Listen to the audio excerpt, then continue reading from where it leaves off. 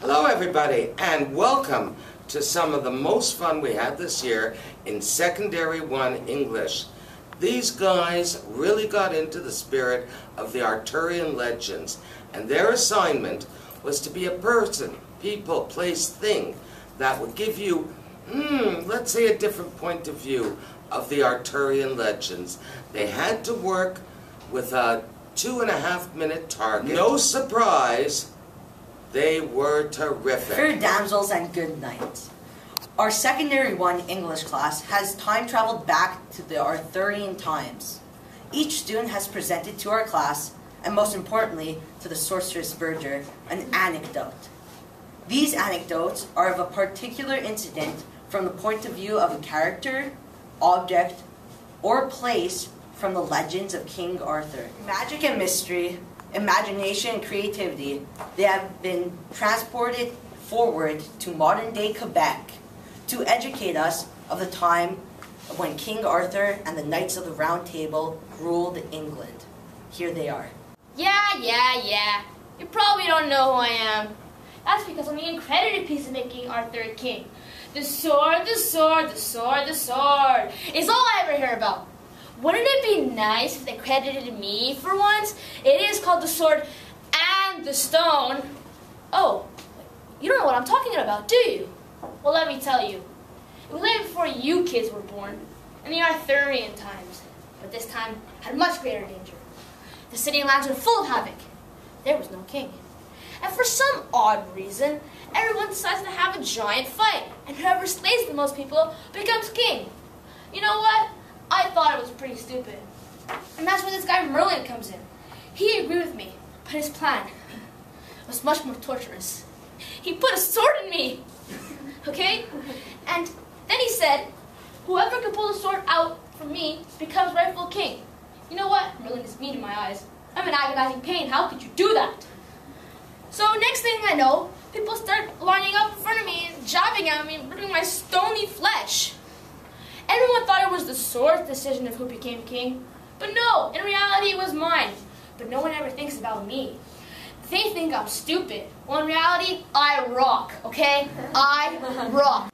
Hello, good sirs and madams. Oh, well, not as good as me, of course, because I am Sir Galahad the Good, the purest of the pure, the only one who can sit in the Siege Perilous. I have just returned from a mighty quest, a quest for the Cup of Christ, the Holy Grail.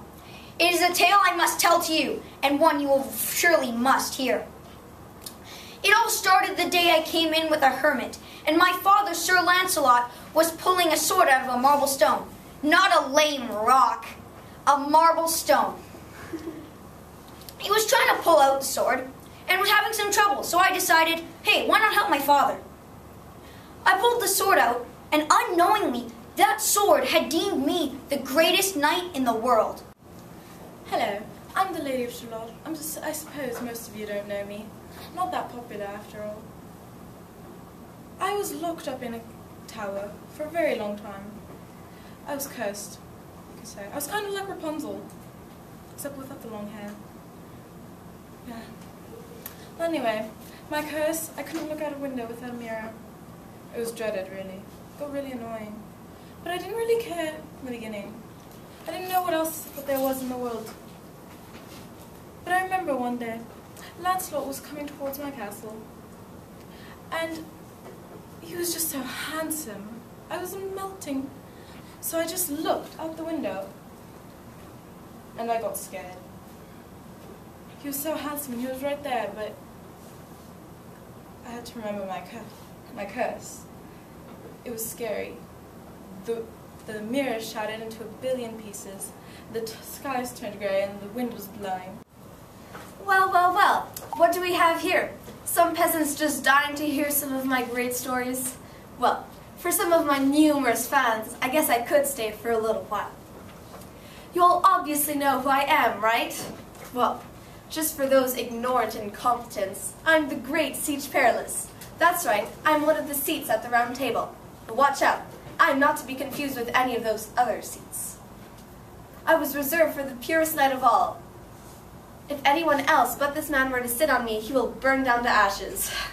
what is more fun than watching conceited people disappear?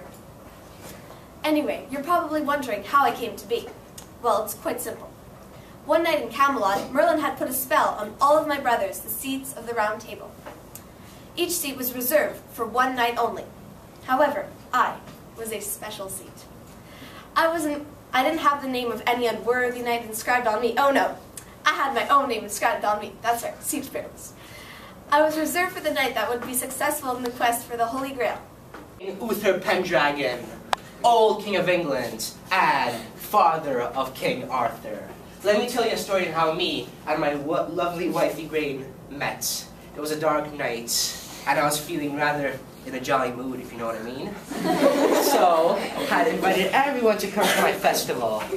And there, I saw her face. She was the most beautiful girl in the world. So I came up to her and said, "You're the most beautiful girl in the world." And you know what she said? Flattered but happily married.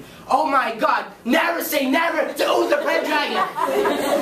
I just had to make her my wife. So what I did was, I went up to her and I was like, "Hey baby, you want to ride my Ferrari?"